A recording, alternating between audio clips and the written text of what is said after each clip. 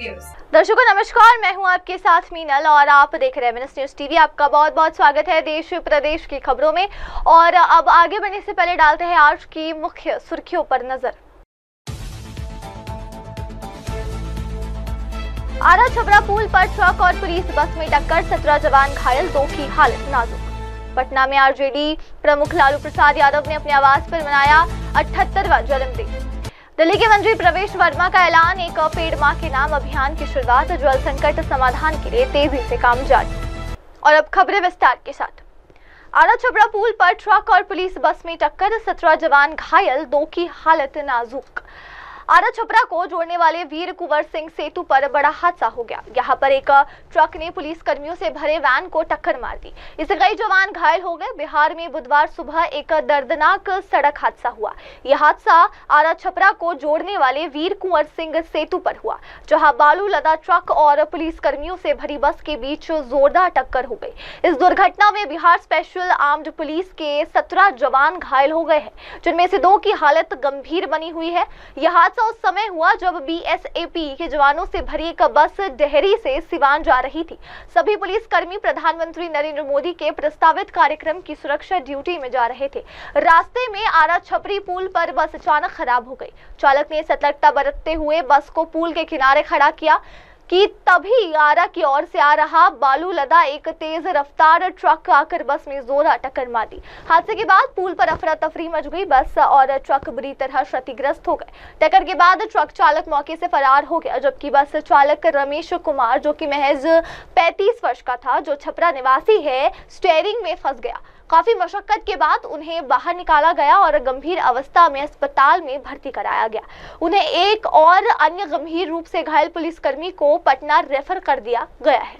स्थानीय प्रशासन से पूछे, आप लोग बीएसएफ पे कितने जवान थे? बीएसएफ की एक कंपनी आ रही थी, जे कंपनी आ रही थी। कहाँ जा रही थी? ये सिवान जा रही थी। प्रधानमंत्री लॉ एंड ऑर्डर ड्यूटी। कितने जवान अभी आपके इंजर्ड हैं? हमारे 15-16 जवान अभी यहाँ पर है, जो हल्का फुल्का इंजोर है। सबको डिस्चार्ज डॉक्टर कर रहे हैं। एक आदमी को पैर फ्रैक्चर है, जिसको आदमी के डॉक्टर से देखा है। कोई गंभीर बात नहीं है? कोई क्या नाम हुआ सर आपका? गलत प्रशासन। और अब अगली खबर। पटना आरजेडी प्रमुख लालू प्रसाद यादव ने अपने आवास पर मनाया 78वां जन्मदिन। राष्ट्रीय जनता दल के प्रमुख और बिहार के पूर्व मुख्यमंत्री लालू प्रसाद यादव ने कल अपने 78वें जन्मदिन के अवसर पर पटना स्थित अपने आवास पर सादगी से समारोह आयोजित किया। इस मौके पर पार्टी के वरिष्ठ नेताओं, कार्यकर्ताओं और परिवारजनों ने उन्हें बधाई दी। सुबह से ही लालू यादव के आवास पर शुभचिंतकों का तांता लगा रहा। नेताओं और समर्थकों ने फूलों के गुलदस्ते और मिठाइयों के साथ जन्मदिन की शुभकामनाएं दी। लालू यादव ने केक काटकर सबका अभिवादन स्वीकार किया। इस अवसर पर उनके बेटे और उप मुख्यमंत्री तेजस्वी यादव ने सोशल मीडिया पर एक भावुक संदेश साझा करते हुए लिखा, पापा, आपने जो संघर्ष, सिद्धांत और जनता के लिए समर्पण दिखाया है, वो हम सबके लिए प्रेरणा है। जन्मदिन के ढेरों शुभकामनाएं। आरजेडी कार्यालय में भी विशेष कार्यक्रम आयोजित किया गया, जहां पार्टी कार्यकर्ताओं ने रक्तदान शिविर, गरीबों को भोजन वितरण और सेवा कार्यों का आयोजन कर अपने नेता के जन्मदिन को समाज सेवा के रूप में मनाया। बिहार की राजनीति में लालू यादव का नाम एक प्रभावशाली नेता के रूप में रहा है। उनके जन्मदिन पर बड़ी संख्या में शुभकामनाओं का सिलसिला सोशल मीडिया पर भी देखने को मिला।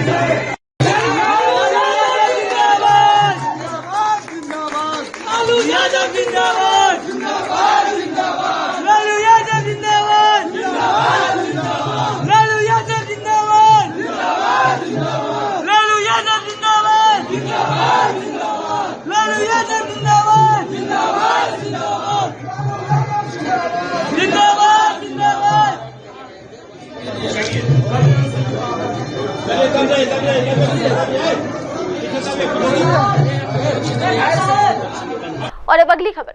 दिल्ली के मंत्री प्रवेश वर्मा का ऐलान है कि एक पेड़ मां के नाम अभियान की शुरुआत जल संकट समाधान के लिए तेजी से काम जारी। दिल्ली के मंत्री प्रवेश वर्मा ने राजधानी में पर्यावरण संरक्षण और जल संकट से निपटने के लिए सरकार की नई पहलों की जानकारी देते हुए बताया कि दिल्ली सरकार के शिक्षा विभाग द्वारा एक पेड़ मां के नाम कार्यक्रम शुरू किया गया है।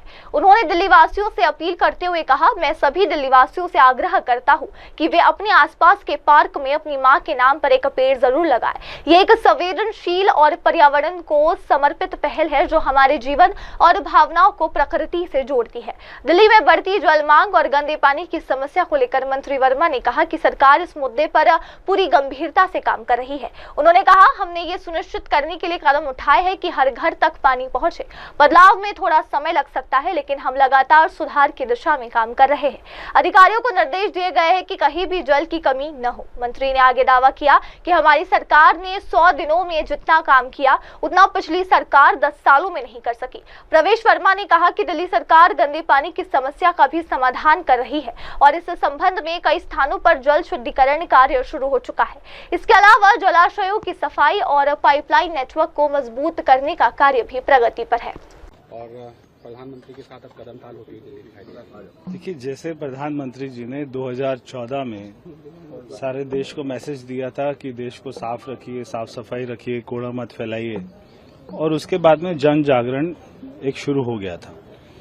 ऐसे पिछले साल जब प्रधानमंत्री जी ने एक पेड़ मां के नाम कार्यक्रम शुरू किया पर्यावरण दिवस पर 5 जून को, तो 5 महीने के अंदर ही पूरे देश में 100 करोड़ पेड़ लगा दिए गए।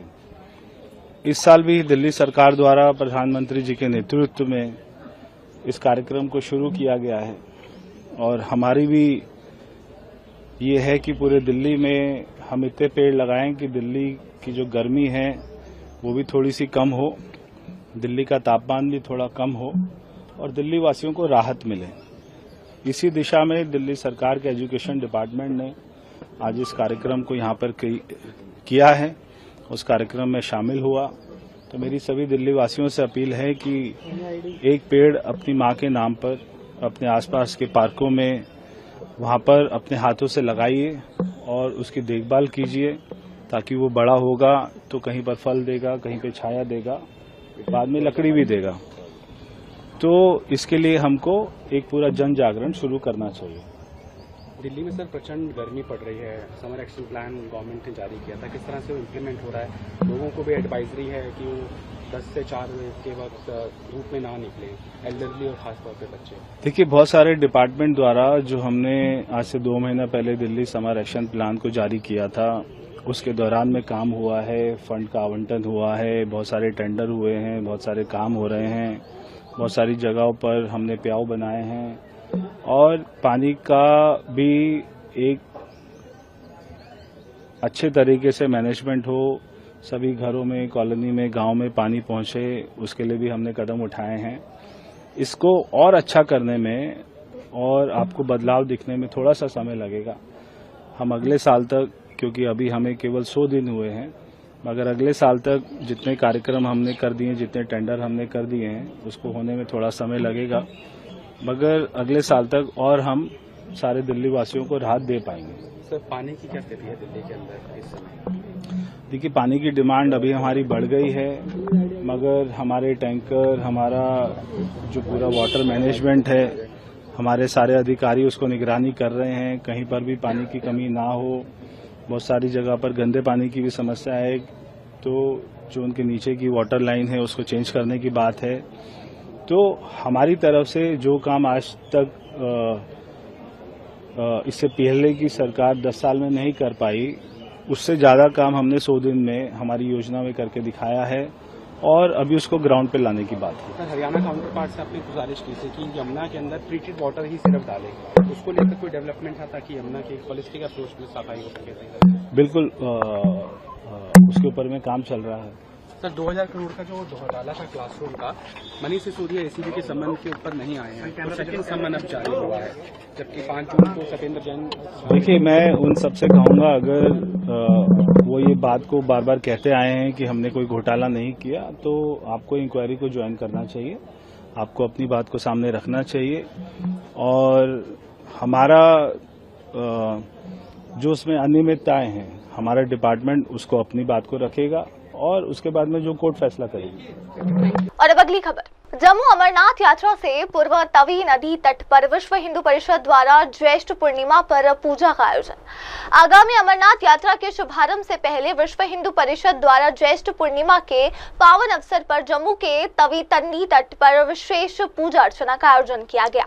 इस धार्मिक आयोजन में बड़ी संख्या में स्थानीय श्रद्धालु, संत महात्मा और परिषद के पदाधिकारी उपस्थित रहे। पूजा कार्यक्रम में गंगा आरती, हवन और विशेष मंत्रोच्चारण के साथ अमरनाथ यात्रा की सफलता, सुरक्षा और श्रद्धालुओं की कुशलता के लिए प्रार्थना की गई। विश्व हिंदू परिषद के स्थानीय प्रतिनिधियों ने बताया कि पूजा अमरनाथ यात्रा की आध्यात्मिक तैयारी का एक अहम हिस्सा है। उन्होंने कहा, हर वर्ष यात्रा से पूर्व ज्येष्ठ पूर्णिमा पर तवी नदी तट पर पूजा की परंपरा रही। यह आयोजन न केवल धार्मिक आस्था को मजबूती देता है बल्कि समाज को एकजुट करने का भी कार्य करता है। पूजा के दौरान यात्रा मार्ग पर संभावित कठिनाइयों से मुक्ति, मौसम की अनुकूलता और सुरक्षा बलों की सफलता के लिए भी विशेष प्रार्थनाएं की गई।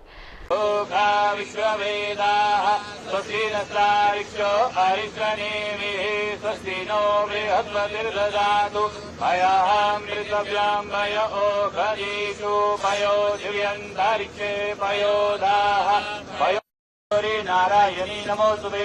ओम जयंती मंगला काली भद्रकाली कपालिनी दुर्गा क्षमा शिवा दात्री स्वाहा सुधा नमोस्तुते। नैनम योगी विद्यानगम वयं वंदे विष्णु भवहरं सर्वलोकैकनाथनं। ओम त्र्यंबकं यजामहे सुगंधिं पुष्टिवर्धनं उर्वारुकमिव बन्धनात् मृत्युर्मुखे यमामृतात्। ओम गुरुर्ब्रह्मा गुरुर्विष्णु गुरुर्देवो महेश्वरा गुरुर्साक्षात् परं ब्रह्म तस्मै श्री गुरुवे नमः।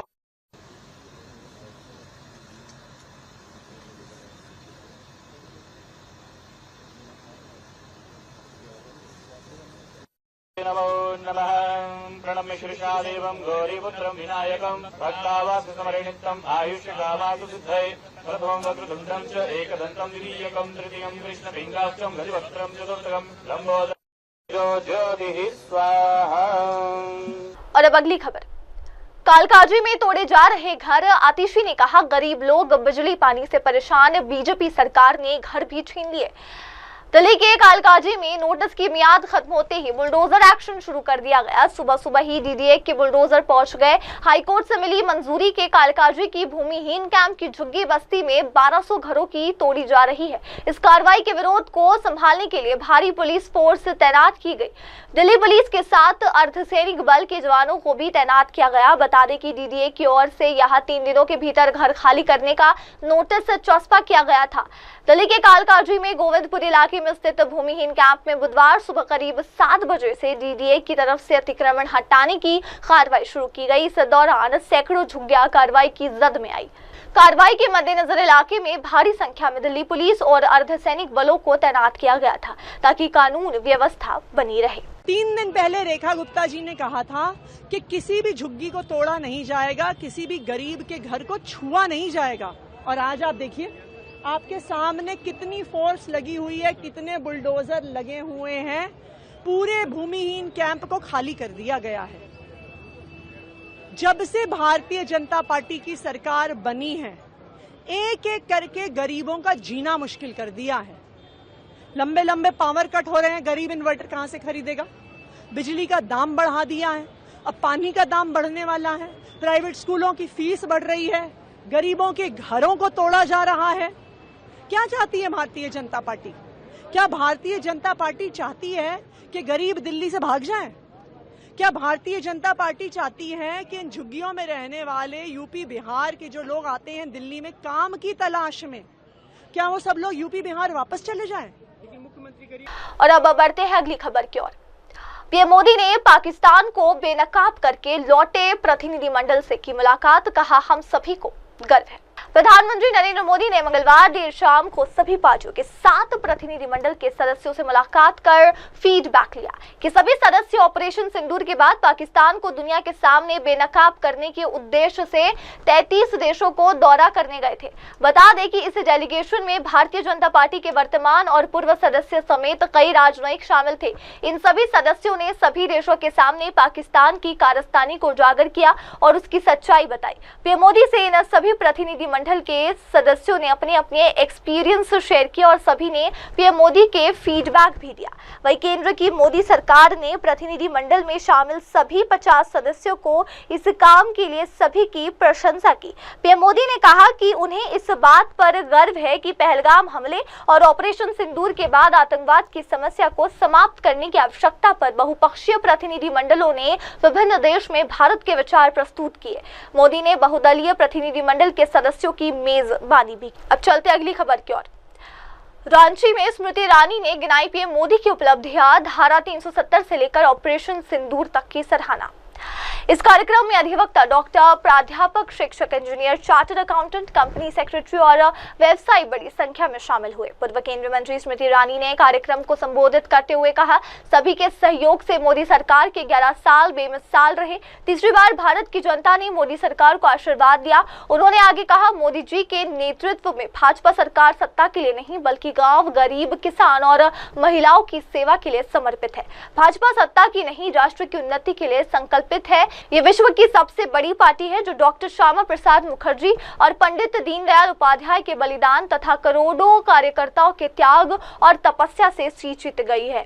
स्मृति ईरानी ने कहा, मोदी सरकार गरीबों, महिलाओं और किसानों के कल्याण के लिए समर्पित है। यही कारण है कि उनके विकास पर करोड़ों रुपए खर्च किए जा रहे हैं। एक समय था जब कांग्रेस के कार्यक्रमों में 5 से 10 हजार रुपए की भोजन थाली परोसी जाती थी, लेकिन आज मोदी सरकार 81 करोड़ गरीबों की थाली में भोजन परोस रहे हैं।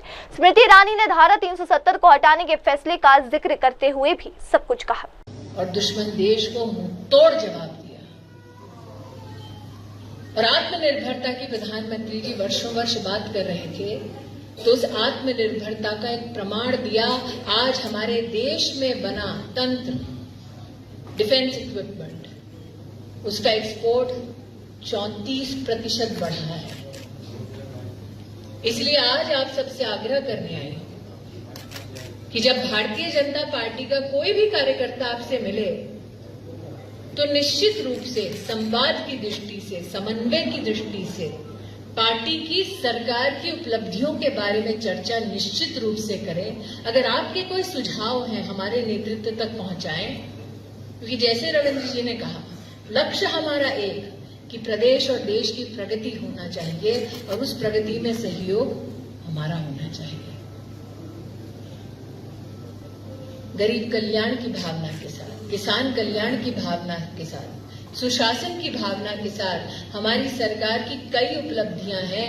अरे एक ऐसी सरकार आई जिसने 11 साल में 25 करोड़ हिंदुस्तानियों को बहुआयामी गरीबी से उभारा है ताकि वो भी उन्नति के पथ पर चल सके। ये कार्यक्रम मात्र उपलब्धियों को गिनवाने का कार्यक्रम नहीं है। ये कार्यक्रम हर नागरिक तक पहुंचकर आभार वंदन का कार्यक्रम है।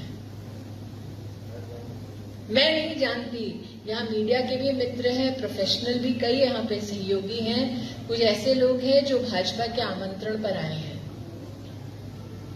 वो भाजपा से शायद पहली बार मुखातिब हो रहे हैं, मिल रहे हैं। हम नहीं जानते आपने किसको वोट दिया, किसको वोट देंगे। हम इतना जानते हैं, राजनीति हमारी चाहे कुछ भी हो, राष्ट्रनीति हमारी एक है। क्यों? क्योंकि अटल जी ने कहा था, ये बंधन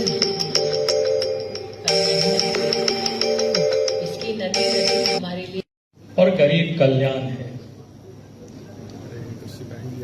मैं कहूंगा कि अगर सुरक्षा को देखें, किसी भी राज्य के लिए और देश के लिए जो सबसे जरूरी होता है विकास के लिए, वो सुरक्षा। और सुरक्षा के बारे में अगर आप देखें, इन 11 वर्षों में देश किस प्रकार से देश के प्रधानमंत्री आदरणीय नरेंद्र मोदी जी ने सुरक्षित किया है, वो किसी से आज छुपा हुआ नहीं है। देश के प्रधानमंत्री 14 में जब बने, उससे पूर्व देश की क्या हालत थी, देश की सरहद की क्या स्थिति थी। देश के अंदर में आतंक उग्रवाद थे और देश के बाहर से आतंकवाद आकर के आए दिन हमला होता था। बड़े बड़े महानगरों में, शहरों में कहीं भी कोई सुरक्षित नहीं थे। गांव में, जंगलों में उग्रवादियों के इस प्रकार से आतंक था। अगर हम झारखंड की धरती पर भी विचार करें तो मैं अभी हमसे पूछ रहे थे स्मृति जी, तो हम उस समय की बात बता रहे थे कि झारखंड की हालत क्या थी कि आप थोड़ा पीछे मुड़ करके देखें तो जब 2000 में हम सब लोग अलग हुए थे, 2000 के पहले अब यहां से पलामू की ओर रात में गाड़ी नहीं जाती थी, रात में चतरा की ओर गाड़ी नहीं जाती थी, रात में गिरिडीह की ओर नहीं गाड़ी जाते थे, गिरिडीह से धनबाद की ओर नहीं जाते थे, लाहौर तक गुमला की तरफ लोग नहीं जाते थे। और गांव घरों में भी जो अच्छे बड़े किसान थे वो गांव घर छोड़ करके, अपनी खेती बाड़ी को छोड़ करके शहर की ओर लोग पलायन कर गए थे। और ये घटना सिर्फ झारखंड ही नहीं, बिहार में ऐसी हालत थी और देश के अन्य राज्यों में भी, चाहे वो उड़ीसा हो, छत्तीसगढ़ हो, आजकल अखबारों में हम सब लोग देखते हैं। कांग्रेस ने तो इस देश में वर्षों तक राज किया था, लेकिन कभी भी इसको इन्होंने गंभीरता से नहीं लिया। और अब अगली खबर। नेशनल कॉन्फ्रेंस के अध्यक्ष फारूक अब्दुल्ला ने वैष्णो देवी के दर्शन किए। वो जिस समय दर्शन करने के लिए कटरा स्टेशन पर उतरे वो तभी काफी उत्साहित नजर आ रहे थे। फारूक अब्दुल्ला ने दर्शन के बाद बताया कि उन्होंने कश्मीर में अमन, शांति और तरक्की की दुआ की। नेशनल कॉन्फ्रेंस के अध्यक्ष फारूक अब्दुल्ला ने वैष्णो देवी के दर्शन किए। हाल ही में पीएम मोदी ने श्रीनगर से कटरा तक जिस वंदे भारत ट्रेन को हरी झंडी दिखाई है, उसी ट्रेन में फारूक अब्दुल्ला ने सफर किया। उन्होंने इस ट्रेन में अपनी पहली यात्रा की और वैष्णो देवी पहुंचे। माता के दर्शन के बाद फारूक अब्दुल्ला ने बताया कि उन्होंने क्या दुआ मांगी। उन्होंने मांगा कि बहुत अच्छे दर्शन हुए जनाब, मुझे उम्मीद है कि जो हमने मांगा वो माता पूरा करेगी। हम चाहते हैं कि अमन हो, तरक्की हो, भाईचारा हो और हम लोग आगे बढ़ सके, भारत आगे बढ़े और हम सब भी। वैष्णो देवी मंदिर पहुंचने के लिए फारूक अब्दुल्ला ने श्रीनगर से कटरा तक चली वंदे भारत ट्रेन से सफर किया। इस मौके पर ट्रेन को लेकर फारूक अब्दुल्ला ने कहा, बहुत खुशी हुई मुझे इस ट्रेन में आकर जो शुरू हुई है, ये हमारे लिए बहुत बड़ा नया कदम है, जिसे हम समझ रहे हैं कि सिर्फ माता की यात्रा के लिए लोग बहुत आएंगे, बल्कि भोलेनाथ की यात्रा के लिए भी आएंगे। इससे जम्मू कश्मीर के टूरिज्म को बहुत फायदा होगा। अच्छे दर्शन हुए जनाब, और हमें उम्मीद है जो हमने मांगा है वो पूरा करेंगे।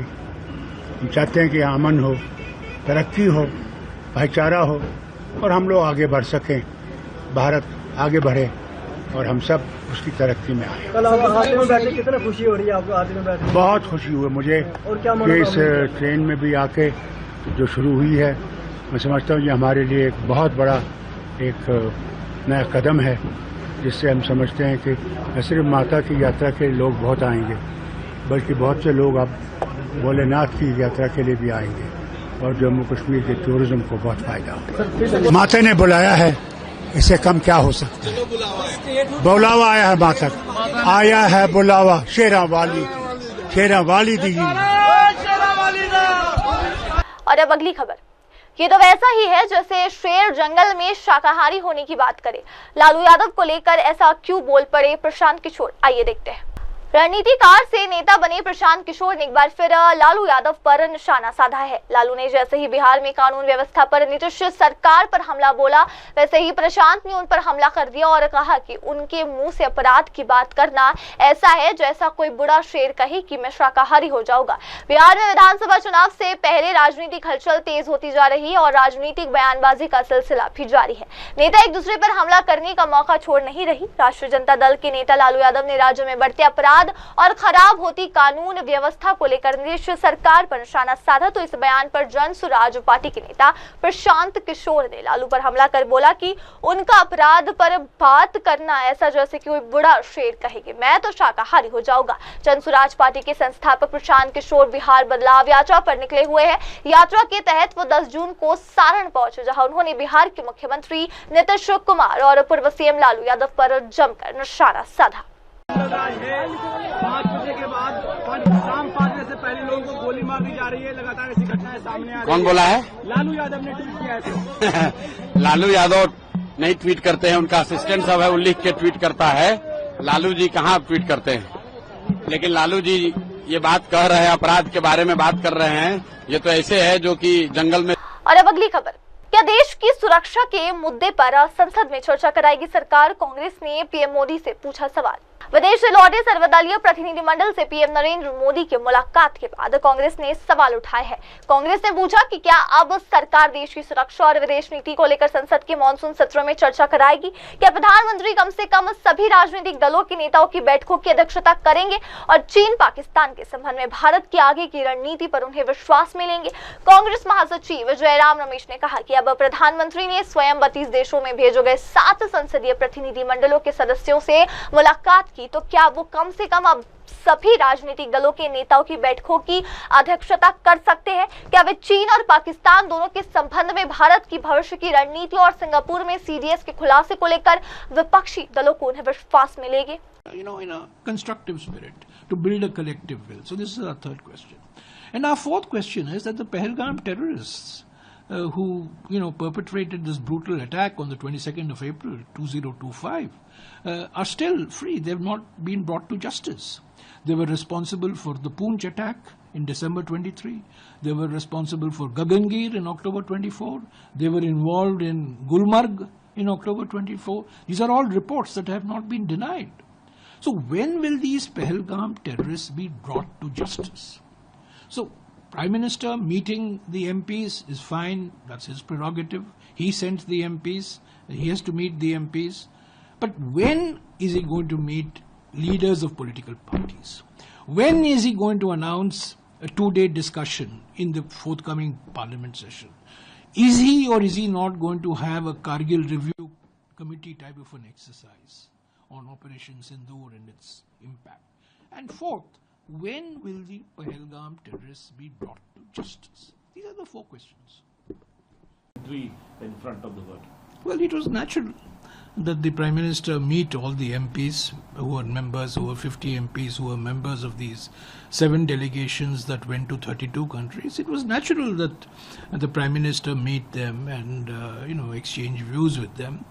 That was not a surprise as far as we were concerned. But we have only 4 simple questions. Now that he has met the MPs, the delegations went, they put forward India's point of view. We have 4 questions, simple questions which we have been asking, and we would like the Prime Minister to give the nation these answers. Question number 1, when is the Prime Minister going to chair an all-party meeting and meet the leaders? I underline the word leaders, not MPs, leaders of opposition parties, and take them into confidence on the internal and external security challenges that have emerged after the Pahalgam terror attack. We have had 2 all-party meetings. They have been marked by the Prime Minister's absence. He did not come for these meetings. So we would like, now that he has met the MPs, he should meet the leaders of the opposition political parties. Why create a divide between MPs and the leaders? After all, leaders are leaders. Our democracy does not depend on individuals, it depends on political parties. So when is he going to have an all-party meeting, chair an all-party meeting, and have similar type of interaction that he had with MPs, with leaders of political parties? Leaders, not MPs. Second, our question is, we have, after the Pahalgam attacks, after the Kargil attack, in fact, after the Kargil war, we had a Kargil review committee. It was set up on the 29th of July 2000. It was chaired by Dr. Jaishankar's father, K. Subramaniam, the strategic affairs guru. They prepared the report by December of 99, and that report was placed in the table of the House on the 23rd of February 2000. Will there be a similar exercise to, particularly in the light of the CDS's revelations in Singapore, what he has said, very important things that he has said in Singapore, not in India, but he said it in Singapore. Will there be a review? Will there be an analysis? What is the future of warfare? What is the nature of the Pakistan-China linkage? What are the new challenges that we are going to face? With the use of drones, with the use of artificial intelligence, with the use of new satellites, the whole nature of warfare has changed. So will there be a review? Will there be a report? Will there be an analysis? And will that be placed in the parliament so that MPs can be informed, political parties can be informed, the nation can be informed, and we can have a discussion on what additional capabilities that India needs to build. So that's our second question. Third question, India parties wanted a special parliament session.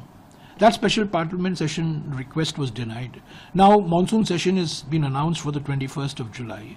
Will the Prime Minister allow a full day discussion, 2 full days, on internal and external security challenges, on China, on Pakistan, on the new emerging technologies which we have to contend with the challenges posed by President Trump's repeated claims? You know, there are serious issues. We are not discussing military strategy. We are not competent to discuss military strategy.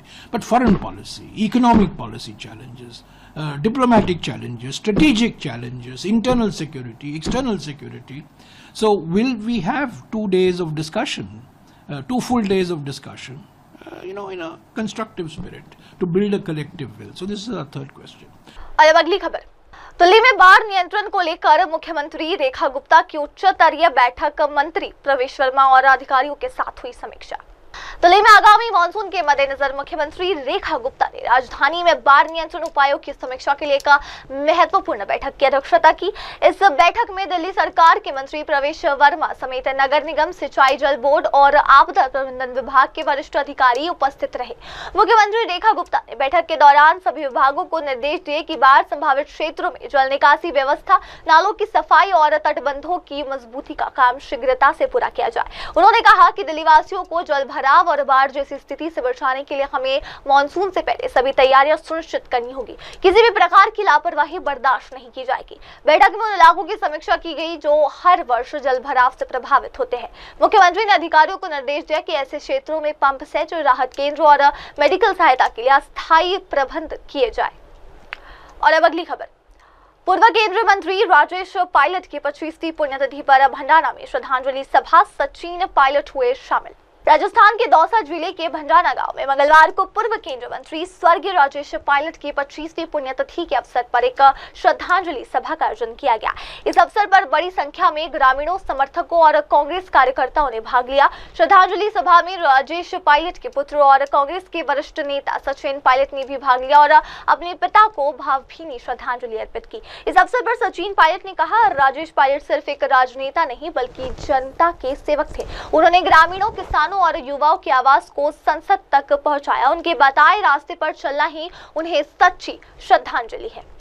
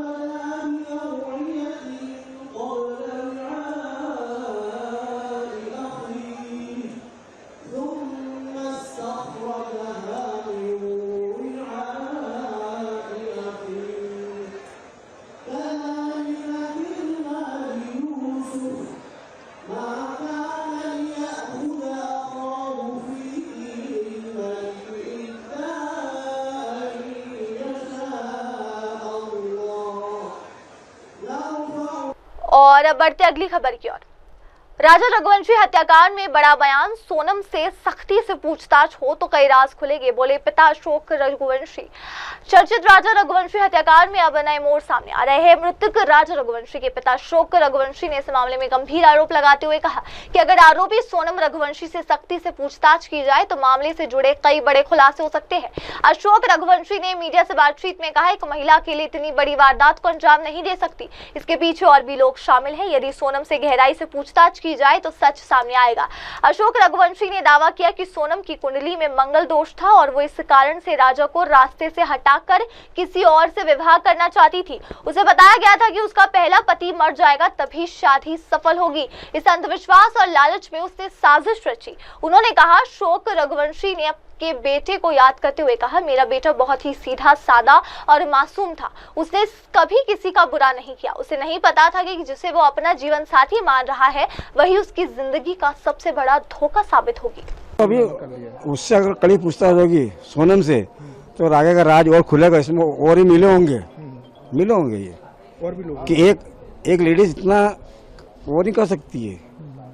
आज मैं साला किसी जगह मारने जगह चाचा को सोचूंगा कि इसको मारो, मैं डरूंगा, अरे मैं अकेले कैसे पर रहूंगा। वो अकेला जब इतना गेम चला सकती है तो समझ लो फिर उसके आगे पीछे और कोई होंगे, उसमें उसकी लेडीज से उसकी सहेली या कोई लेडीज मिली होंगी। पॉइंट वाले वो बोला मैंने आपको, बस फिर क्यों करा होगा ऐसा, आपको क्या लग रहा है? मंगल चक्कर भी थी कि एक को मरवा दूंगी तो मेरे को भी दोस्त हट जाएगा तो मेरे जो प्रेम उससे शादी कर लूंगी। पॉइंट पे पॉइंट बात वाली अंदर आदमी से देखता ना ये रिश्ता कैसे आया था? क्या कोई रिश्ते के बनती है वो पुस्तकें आपके समाज में बनती है, मेरे समाज में बनती है, सब में बनती है। तो उसमें लड़का के पसंद करता है, अपन नंबर भी लिखते हैं, एड्रेस भी लिखते हैं, फलाना कॉलोनी के ये, फिर अपन रिश्ते के बाद को फोन लगाते भाई हमारा लड़का भी मंगल है, लड़की वाले के तो हमारी लड़की मंगली है, फिर हम देखने आ सकते हैं। तो अपन बोला हाँ ठीक है आओ, हम आपका घर देख लेंगे। फिर आगे शादी ब्याह बात चलती है। मुझे क्या होना था कि शादी ऐसी होगी कि मेरे बच्चे हमेशा के लिए चला जाए। आपने कभी नहीं सोचा था कि अरे नहीं, मेरा बच्चा इतना सीधा था कि आस पड़ोस से भी कहता है तुम्हारा छोटा सा बात करते ही नहीं। मैंने भैया उसके काम से काम करता है, जो चाहिए पापा क्या चाहिए मम्मी क्या चाहिए ला के दे देते हैं। फोन पे बात लगातार सोनम करती रहती, कभी आप लोगों को शक नहीं हुआ? और ने क्या नया जोड़े में बता नहीं पाता, बोला मैं कहूँगा पापा मम्मी नाराज होंगे कि बात क्या है, शाम को बात कर लेंगे, शाम को देखो। तो सुबह वो उसके बाद उसके फार्म को लगी रहती है। उसने एक चक्कर पूछा, दो चक्कर पूछा कि तो बात क्यों नहीं करती? अरे मेरा ऑफिस में ये फलाना काम, मेरे गाड़ी लगती है, ये वो फलाना ढिमका प्लॉट करना, ये बस। घर वाले भी क्या शामिल हो सकते हैं कि आप? हाँ वो तो जब घर वाले भी शामिल, घर वाले मालूम मेरी छोरी इसमें की है तो तुमको शादी नहीं करना था। जब वो दूसरे से लगी हुई है तो फिर तुमने दूसरा घर बर्बाद क्यों करा? उसने उसका घर का बर्बाद भी कर लिया, मेरा घर ये बर्बाद हो गया। राज के घर वाले कह रहे हैं कि वो बिल्कुल निर्दोष है, वो तो कोई निर्दोष ही नहीं मानता था। अरे कोई, हमने भी 60 साल की उम्र में कर ली, ऐसे बेन मान लेते हैं, हर किसी को बेन बना लेते हैं। मैं आपके घर में क्या आप मेरे रिश्तेदार हो गए क्या? सर मेघालय के मंत्री वो कह रहे हैं कि माफी मांगनी चाहिए आप इस चीज को मांगना। इन्होंने बहुत मेघालय को बदनाम करा है, बहुत बदनाम करा है, जबकि वो तो नहीं अंडरग्राउंड काम कर रहे थे। मेघालय की पुलिस लेके इंदौर, मेघालय की पुलिस लेके इंदौर आई है। और ये इंदौर आई ना, ये पहले इंदौर आ चुकी, 2 दिन यहाँ रह चुकी, इसकी लड़ाती रही किराए के मकान में। रातों रात वो क्या दिन में सफर नहीं करती, रात में सफर करती थी ये, कि दिन में कोई पहचान लेगा। आपको भरोसा मेघालय पुलिस ने सही काम किया? बहुत अच्छा काम किया। मैं तो मेघालय का जो बदनाम करा था माफी चाहता हूँ मैं, बहुत अच्छे। आप माफी मांग रहे हैं? हाँ। क्यों? बदनाम वो लड़का वाला करते ना। मैं तो मुझे तो मेरा बच्चा पहले लाश आई मगर ढूंढते निकाला। वो तो आज भी कह रहे हैं मेघालय वो एक ही सुरट की है, सीबीआई चाहिए। क्या करे सीबीआई के? मेरा बच्चा तो मरा वाला दिया, तेरी छोरी आज जिंदा है, वो तो इसके भी वो केस बंद हो जाएगा, फिर वो शादी करेगी उससे ही। आप क्या मांग करते हैं? इनको तो फांसी की सजा, पहले तो पूरी इंक्वायरी अभी होगी, इसमें और भी पकड़ाएंगे और भी पकड़ाएंगे। और अब अगली खबर, पहलगाम अनंतनाग जम्मू कश्मीर में अमरनाथ यात्रा को लेकर बोले बीजेपी नेता रविंद्र रैना, कश्मीर से भक्तों के स्वागत के लिए तैयार है। आगामी अमरनाथ यात्रा 2025 को लेकर भारतीय जनता पार्टी के वरिष्ठ नेता रविंद्र रैना ने पहलगाम में एक महत्वपूर्ण बयान देते हुए देश भर के श्रद्धालुओं से कश्मीर आने की अपील की है। रविंद्र रैना ने कहा कि आगामी दिनों में भगवान अमरनाथ बर्फानी की यात्रा शुरू होने जा रही है। मैं देश के कोने कोने में बसे शिव भक्तों से अपील करता हूँ कि वे बिना किसी हिचकिचाहट के कश्मीर आए। पूरी घाटी उनके स्वागत के लिए तैयार है। ये वही कश्मीर है जिसने हर बार अमरनाथ यात्रा को सफल बनाने में अपना पूरा योगदान दिया। रैना ने कहा कि इस वर्ष यात्रा को शांतिपूर्ण, सुरक्षित और भव्य बनाने के लिए केंद्र और जम्मू कश्मीर प्रशासन की ओर से हर स्तर पर तैयारियां पूरी की जा रही है। श्रद्धालुओं की सुविधा, सुरक्षा और स्वास्थ्य का हर संभव ध्यान रखा जाएगा। प्रशासन, सेना और स्थानीय लोग मिलकर इसे एक अद्भुत धार्मिक अनुभव मनाएंगे। आने वाले दिनों में यहाँ श्री अमरनाथ जी की यात्रा भी शुरू हो रही है। मैं पूरे हिंदुस्तान से और दुनिया भर में रहने वाले भगवान अमरनाथ बर्फानी जी के शिव भक्तों से अपील करता हूं कि बिना किसी चिंता फिक्र के आप कश्मीर में आइए। खुले दिल से, बेखौफ होकर, निश्चिंत होकर श्री अमरनाथ जी की यात्रा के लिए कश्मीर में आइए। कश्मीरी बड़ी बेसब्री से पलकें बिछाए शिव भक्तों का इंतजार कर रहे हैं। पलकें बिछाए कश्मीरी अपने मेहमानों का इंतजार कर रहे हैं। ये वो कश्मीर है जिसने सदियों से श्री अमरनाथ जी की यात्रा को सफल बनाने में अपना पूरा योगदान दिया है और एक बार फिर कश्मीर श्री अमरनाथ जी की यात्रा को सफल बनाने के लिए तैयार है। और साथ ही साथ मैं एक बात का जिक्र करना चाहता हूं।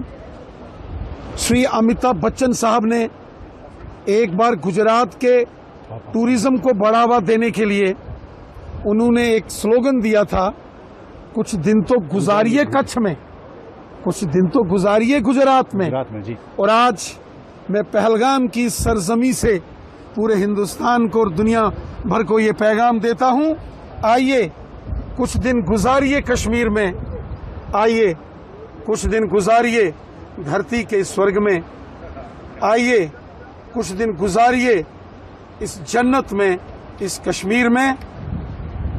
ये पैगाम है, ये कैंपेन है जो कश्मीर की सरजमी से हम पूरे हिंदुस्तान और पूरी दुनिया भर में रहने वाले हिंदुस्तान प्रेमियों के लिए ये आह्वान करते हैं, ये गुजारिश करते हैं, आइए गुजारिए कुछ दिन कश्मीर में, आइए गुजारिए कुछ दिन इस जन्नत में, आइए गुजारिए कुछ दिन धरती के स्वर्ग में, आइए कुछ दिन गुजारिए कश्मीर में। महबूबा मुफ्ती। और अब बढ़ते अगली खबर की ओर। तुमकुरू को बेंगलुरु में शामिल करने की तैयारी, गृह मंत्री परमेश्वर बोले प्रस्ताव पर हो रहा विचार। कर्नाटक के तुमकुरू जिले को बेंगलुरु में शामिल करने की तैयारी हो रही है। कर्नाटक के गृह मंत्री जी परमेश्वर ने बताया कि बेंगलुरु को विकास करने के लिए इसका दायरा बढ़ाया जा रहा है। इसका प्रस्ताव बनाकर सरकार को सौंपा भी जा चुका है, इस पर विचार किया जा रहा है। गृह मंत्री परमेश्वर ने कहा कि सरकार ने तुमकुरू को बेंगलुरु उत्तर जिला बनाने की तैयारी कर ली है। बेंगलुरु को चारों दिशाओं में तुमकुरू, रामनगर, कोलार और चिक्काबल्लापुर तक फैलाने की योजना है। उन्होंने कहा कि तुमकुरू और बेंगलुरु उत्तर जिले में अंतर है। बेंगलुरु पहले ही नेलमंगला से आगे बढ़ चुका है। यहाँ से तुमकुरू जिले की दूरी 30 किलोमीटर रह जाती है। ऐसे में शहर के क्षेत्र का विस्तार करना फायदेमंद है। उन्होंने कहा कि बेंगलुरु महानगर पालिका क्षेत्र में 14 ग्राम पंचायतों को शामिल करने का प्रस्ताव तैयार किया गया। भविष्य में तुमकुरू शहर का भी विस्तार किया जाएगा, इससे शहर का तेजी से विकास होगा, तरक्की के नए रास्ते खुलेंगे। सरकार जिलों के विकास पर काफी जोर दे रही है। तो अब लेते एक छोटा सा ब्रेक के बाद लौटेंगे और जानेंगे देश दुनिया की तमाम बड़ी खबरें। तब तक के लिए आप देखते रहिए MNS न्यूज टीवी और जुड़े रहे आगे की खबरों के लिए श्रद्धा के साथ। नमस्कार। हाय हेलो नमस्कार, मैं हूं पंकज विष्णु और आप देख रहे हैं MNS न्यूज। आप देख रहे हैं MNS न्यूज, सच जरूर।